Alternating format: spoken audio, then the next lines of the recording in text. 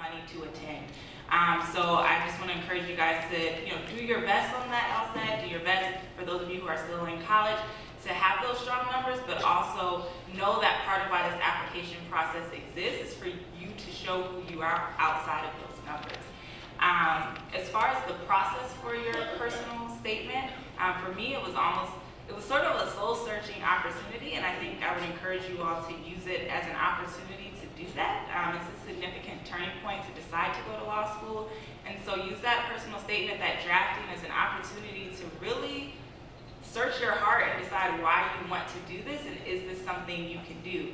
And to take it as a sign if you're not able to come up with that yet. And maybe that means you need to think about it further. Maybe that means there's some thinking and questions that you need to ask, but view it as an opportunity to really search what it is why you want to be there and convey that to your reader. Definitely. I echo everything that's been said.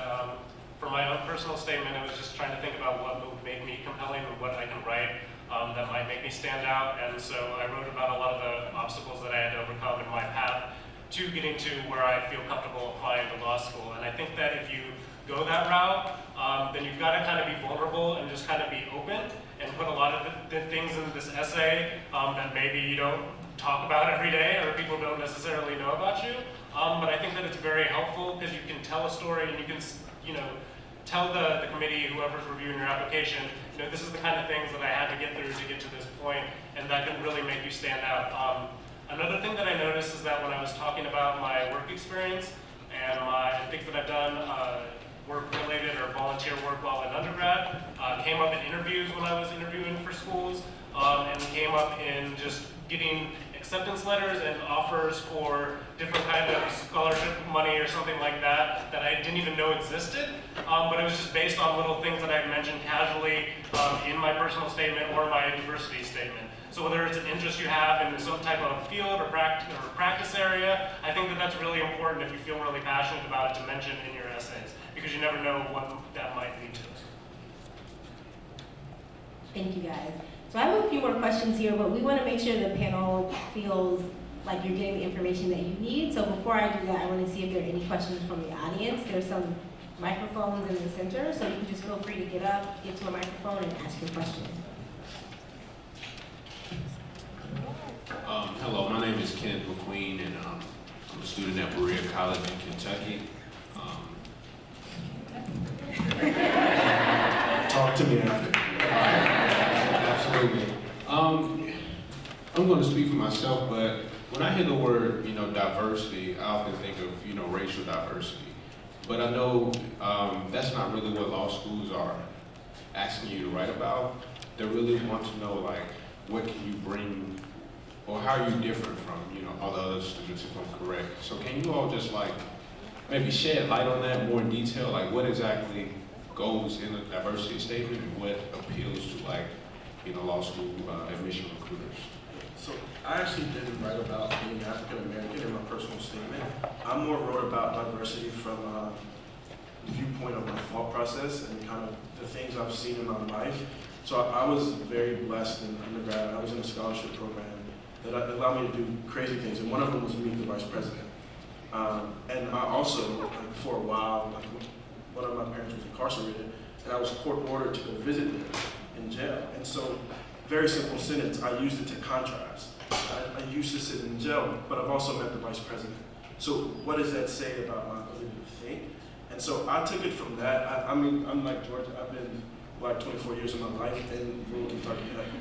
I don't know, I can't explain to you what it's like, but I can explain to you all the different experiences that make me who I am, and that lead to my thought process being the way it is. And so someone else maybe could speak to writing about being African American and what that experience is, but I wrote from a thought process. Being Black was central to my diversity statement, and I mean, you're not just gonna write, I'm Black, even though, that's a real statement in itself. Today's day, but I think, what Evan has said is true. You wanna add some type of critical lens to it. So how this has influenced you addressing a certain situation and take it beyond the surface level. something comparative or some situation, some way that shows sort of a critical thinking beyond just explaining your experiences, but really kind of showing how that fits into who you are, showing how it's allowed you to handle certain situations. And I mean, some of the diversity statement, I think, is intended to show how you're going to bring a different perspective to the space and showing how whatever form of your diversity and different forms of diversity have allowed you to do that. Yeah, definitely. Mine was very similar to Evan's, including the incarcerated parent thing. And so it was a lot of contrast and explaining why after going through undergrad and having work experience, I feel comfortable speaking to these issues. That was one of the questions that I was actually asked in another law school's interview, like, would you feel comfortable if this issue came up in class, speaking to it, or being involved in campus around issues related to this? And so that was something that I tried to put forward in my diversity statement. And also I spoke to intellectual diversity and diversity of thought, and that, even though I grew up in one community, through my professional experience, I felt comfortable being around a lot of different professionals from a lot of different backgrounds and stuff like that. So I think you can go in several different ways with the diversity statement. It doesn't have to be one thing, or the obvious thing. And just to add a few more examples to the conversation, I mean, I do think that writing about your identity can be what you talk about in your diversity statement. And the reality is that being Black will make you different than the vast majority of people applying to law school. Like, unfortunately, that's the reality right now. But you, like Angela was saying, you have to talk about how it has sort of you have to explain how it's made your experience different. So for example, my personal statement was, I wrote about how in high school, being the only Black student in all of the honors classes, I felt like my experience was meant to reify that the system is working, and if you're hardworking and blah, blah, blah, blah, you'll make it, and how I didn't think that was true, right? Like, I refused to allow people to use me as the example that all Black people could if they blah, blah, blah, blah, right? And so that was my personal statement, and then my diversity statement, I was teaching middle school when I applied, so I talked about being a Black woman teaching middle schoolers in a space where in middle school, things that are okay for boys to do because of just being boys are somehow unacceptable for Black girls to do and seen as disrespectful, right? So you can talk about your identity. I wrote about being Black, I wrote about being a woman, but I wrote about how it made me see the world in a way that maybe other people don't. Are there other questions?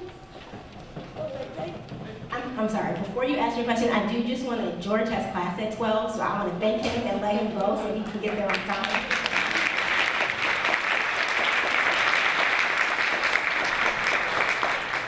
Thank you all, and good luck with everything. Go ahead. Hello, my name is Legacy Victor. My question is, what are your thoughts on combined MBA and JD programs? In case people didn't hear the question, it was, what are your thoughts on combining a JD and MBA program? So it's actually our most popular dual degree at NYU Law. We have a few of them. A lot of law schools do offer this degree, and it's something that not a lot of our students pursue overall. Because when you think about it, law school is 3 years of education, and an MBA separately is 2 years. So combined at NYU, it's 4 years. So you do save 1 year of education, and it can be a very marketable degree. Like certainly, I know a few people doing it, and they really love it. And the nice thing about it is that if you are already a student at NYU Law and you apply to the MBA program, you don't start that till your 3rd year. So they will waive the GRE GMAT, which is a really nice perk. If you apply at the same time, you do have to take all the separate tests for each school, the GRE GMAT for business school and the LSAT for NYU. But it is expensive. You are adding an entire year to your education, so I think that's why we don't have a ton of people pursue it, because the law degree certainly is very marketable in different ways, but it's totally up to you if you decide to pursue it, and we definitely have people in our class who are in that program if you want to talk to anybody. And I've thought about doing it, and this is very important to know. So we're in the same scholarship program. That 4th year we would have to pay. And so that is something, even like wherever, if someone gives you a scholarship for 3 years and you want to do a dual program, you're probably going to have to pay for that 4th year somehow. And so be cognizant of that now, because a lot of my friends who got accepted decided not to do it. That's what it was. And at the end of the day, they just didn't want to take on an additional financial burden. So if you're something that you really want to do, plan for that financial burden now. I'm not not doing a JD MBA, but I am doing a dual degree I'm getting a policy degree as well.